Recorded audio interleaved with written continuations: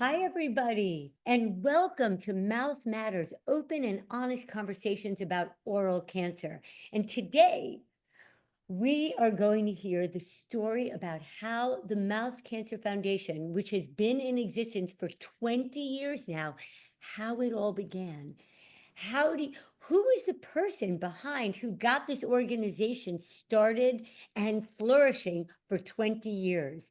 So today we have Krishan Joshi, and his dad is the one that started it. And I love hearing stories about how a 20-year-old listens to his father about sharing his passion for oral cancer and helping patients, and then how Krishan jumped in with his passion in IT. So welcome, Krishan. Thank you for sharing your time with us and telling us about your dad, his passion, and then how it pulled you into it to make this organization such a success. Hi, Eva. Lovely to be here today, and it's great to remember all the great hard work and effort that everybody in the foundation has contributed. There are so many people in the foundation over 20 years who have done a lot for the charity and a lot for saving lives. So thank you for giving us this opportunity to remember everyone. Tell us about your dad and how he got started with this oral cancer awareness. Eva, so when I was 20 years old, I was at the London School of Economics. I was at university. My father was in two hospitals. He was a consultant in restorative dentistry. So it was in Wakefield and Bradford in Yorkshire. And I th he used to tell me that he covered a district of maybe a million people. And so he saw a lot of cancer patients at the hospital. So 9 to 5, Monday to Friday, he'd go to work and he'd be treating cancer patients as part of his role. And and one day this was after the dot-com boom, so the internet starts, and the World Wide Web has launched, and you've got Amazon. Amazon's already out there now selling books online, and it's just the very start. But so, and I had a dream when I was 18 years old. I was reading about dot-com millionaires, and I was reading about internet millionaires, and I just really wanted to be one. I just read the papers and I thought, I want to be one of those internet millionaires. I want to raise lots of money and I want to become super rich. And so I ran up to my dad when I was about 20 years old, while I was still at university, and I said to him, I thought my dad's really super smart, so maybe he can come up with a really great idea, and I could just create this website. So I just asked him, can you come up with this idea, which I'm sure you can come up with this $1 million idea. Just you come up with the idea, and I'll build the website. Because I spent those 2 years. I was doing accounting and finance at the London School of Economics, but I found it really boring, and I found it wasn't me. And I fell in love with the internet, and I fell in love with websites, and I learned to code, and I learned to code myself. So I didn't go to the lectures for accounting and finance. I stayed in my dorm room and I just started to code, and I just spent night and day learning to code. And so I went to my dad, and I went to my dad and said, "Can you come up with an idea?" And he said to me, "You know what, Krish? Yeah, I've got an idea." And I thought he was going to come up with this big, internet $1 million idea, right? And then he comes around to me and says, "I want a website. I want a website for my patients." You see, what I do is every day I go to work and I meet these cancer patients, and I want to share with them the other stories of the journey of other cancer patients, the ups and the downs, and to make sure that they know that they're not alone and that other people have gone through a similar journey. So he used to spend a lot of time on his computer, compile his documents. But Resources for patients. yeah, he would. But one of the most important resources were the stories of other patients. So he used to print them off. So he had a big, thick pile of stories that he used to Wow. print off. And he'd ask all his patients to write their story. And then he'd compile them all, and then he'd photocopy them all and print them off and share them with each and one of his patients. So he said to me, "You know what would be really great is if I didn't have to print anymore, and if I could save the trees, and I could just like not have to print on paper anymore. It'd be great if we just had this website where I could give a link to and then they could just read the stories all online. Brilliant. Yeah. And that would become the $1 million idea, which is now known as the Mouth Cancer Foundation. And so, which actually is actually beyond that, because the Mouth Cancer Foundation, I think everyone knows, is priceless. It's absolutely priceless in terms of, Right. yeah, How what it many does for people it everybody. helps, and certainly raising awareness. There is nothing as powerful as personal story to feel like you're not alone. As a survivor myself, I know that uh, when I went to the for radiation treatment, I was in a room with old men getting treated for all kinds of things. I didn't know anybody getting treated for head and neck cancer, and it was very lonely. There was nobody to go to. So the Mouth Cancer Foundation has done astounding things. Now, over the years, so you started with just putting up a website of people's Yeah, stories, well, that's not that's only the first few seconds of it, actually. right? Actually, it is there's a big of a whirlwind journey from there on because uh, that was the first initial discussion. Could I have a website to share the stories? Um, And this is where I actually start beginning my apprenticeship with my father, really. I spent the first 3 years of my career in dentistry as my father's PA, his personal assistant, working with him every single day, every single night, every single minute and of the day. I used to go home and I just stayed at home, stayed in my bedroom, tinkering away on the internet, creating this website for him. And we just sit there for hours and hours every single day and every single night, just together for years. And what we ended up creating was initially we created the website. It was called the Restorative Dentistry Oncology Clinic, and that was the name of the clinic that he was pioneering. Um, it would have stories of each patient. It would also then have risk factors, symptoms, and other useful information that we take for granted today. You see, the internet isn't the internet that we know today. Back then, people didn't know how to use Google. They didn't know how to use search engines. So they relied on what you call portals. And portals were websites which someone had taken the time out to find the perfect websites and recommendations for people to go to, right? A bit like your Witch magazine. And so my dad had trawled the internet. He spent his nights trawling the internet. And usually they were American websites because there weren't very many British websites back then. You'd go to like John Hopkins websites and all the big Cancer Research Institute websites, and he'd find the articles which he thought were suitable for patients. He'd find the articles and educational research which he thought it was suitable for professionals. So we ended up having a website which had a section for professionals, a section for patients, and when you went there, it was a portal. You'd be able to see links that my dad had recommended, reading material and resources. And these were all websites that he had personally gone through and recommended for different aspects of education. And so he really believed in making it easy for everyone to get access to the information that he'd already gone through. So it became a big website, a huge website. I also used to spend my time in touch with the patients. This is over 20 years ago, 23 to 20 years ago. Before it becomes a registered charity, this is what we do. I'm spending my time with the patients. They're emailing me their stories. Wow. And instead of it being a one-off print off, now it becomes a monthly blog. So I'm now blogging for patients. And so I spend the first few years blogging for patients every single month. Patients would send me their stories, their photos, and I'd put it on the internet and I'd update it. And it was a really great, I'd say, contribution to the community, but it was also really important to the patients themselves for their stories to be heard and the stories to be Could shared. you tell us how the walk got started?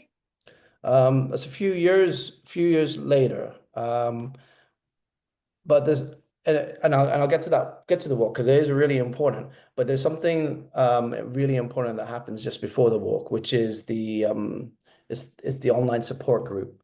So one of my father's great ideas was to have a forum, and this is before Facebook. And so right now today, Karen runs the Facebook group online and has the online Zooms, the weekly Zooms. And these two things are really important to my father, actually, because he always wanted to support the community, support the patients, support the carers and the families through the crisis of cancer. And so he was helping his patients in the hospitals, but then it would go beyond that because it's on the internet now.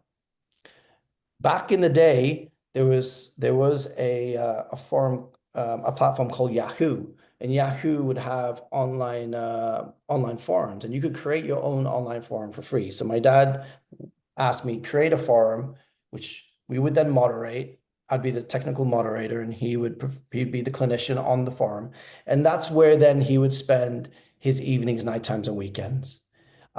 He would be on the forum every day, answering questions and providing support, or just being friends with everybody. And that started a community of care, and everybody started caring about each other. And this was the first online support group in the world that was ever created. And it was his idea to do that. What year was that?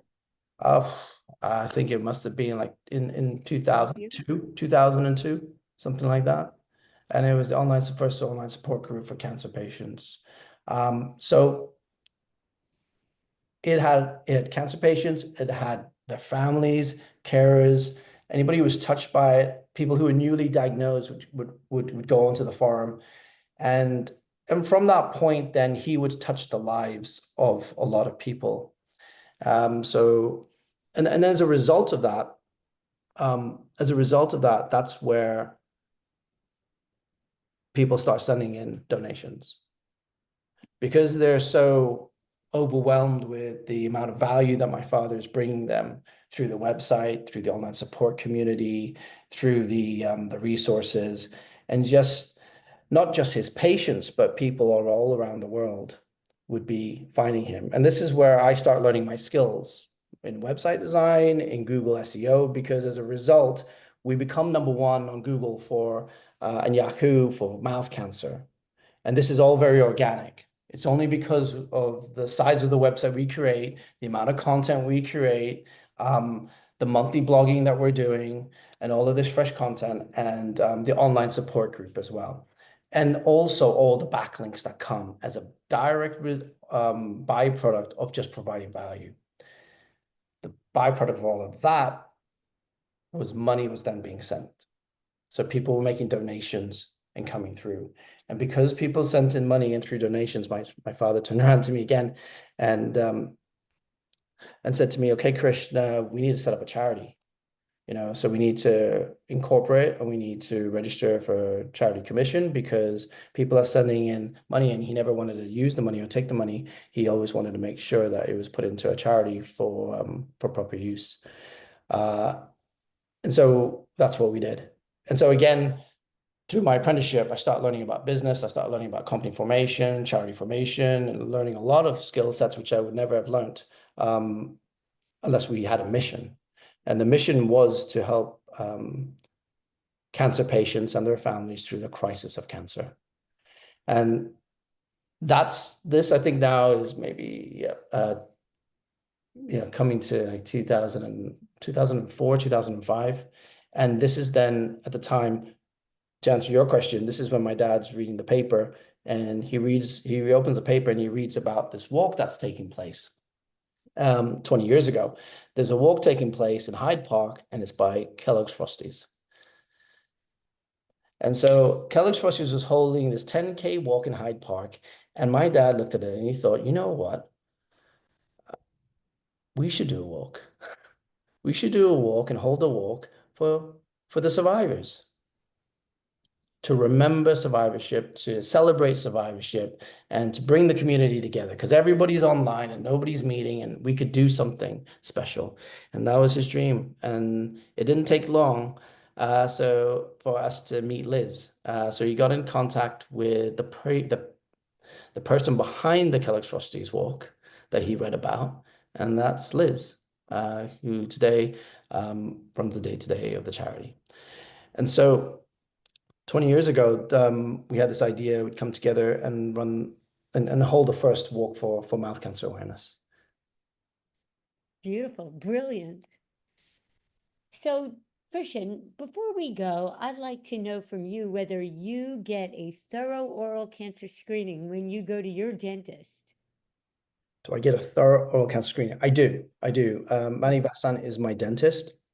And when I do go see him, which is not as often as it should, but when I do go see him, yeah, he does do a thorough oral cancer screening for me. Excellent. And out of curiosity, how are you educated about the signs and symptoms of oral cancer? Is it, Yeah, I think for me, it is really about how I was educated simply by obviously working on the foundation and the Mouth Cancer Foundation website and always being aware of the material that we're putting out. It, for me, it was always the signs of a lump that doesn't go away after 2 or 3 weeks, um, an ulcer, a sore that doesn't go away for a couple of weeks, a sore throat that doesn't go away for right? maybe 3 weeks. Okay, so Christian, tell us about the future. What are your ideas for taking the Mouse Cancer Foundation into the future, and how are you going to do more or reach more people and educate them about this disease? I think there's so many great people in the Mouth Cancer Foundation, and I think the answer to that question is that it's not reliant on my father or me. It's there's so many great people in the charity, and that's why when my father retired about, I'd say 14 years ago, Mhm. it was really focused around him, and then the future was relying on him and whether it was going to grow and and really it was time for him to fully retire and to take a rest, which he is now, and he's doing a very good job at that. He, you know, it's interesting because today the basic needs are still the same.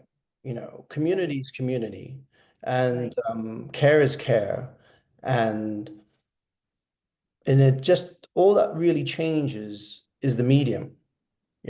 So whether it was printing off stories before, or whether it was the internet and having an online support group through Yahoo, or today, you know, now it's about, then it was like Facebook groups.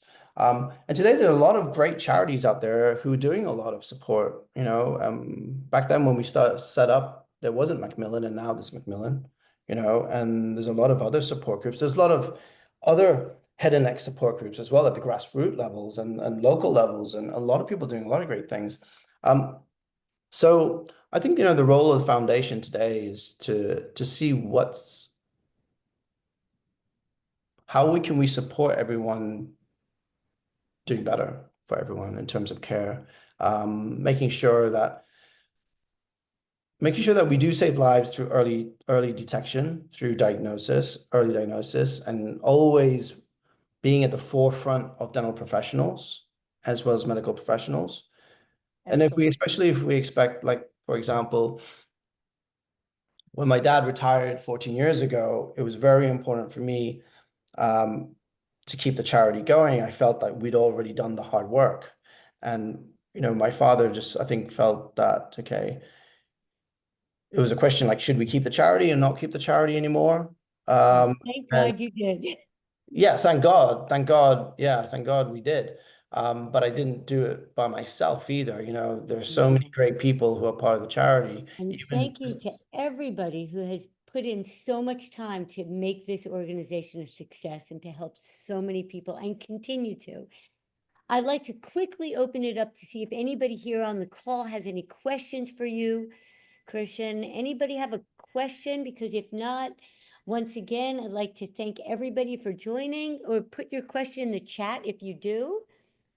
But thank you for joining, everybody. This will be available on YouTube to see. And see you again next month for Mouth Matters, open and honest conversations about oral cancer. Thank you, Vinod, your dad, and Christian. Thank you, everybody. Have a great evening.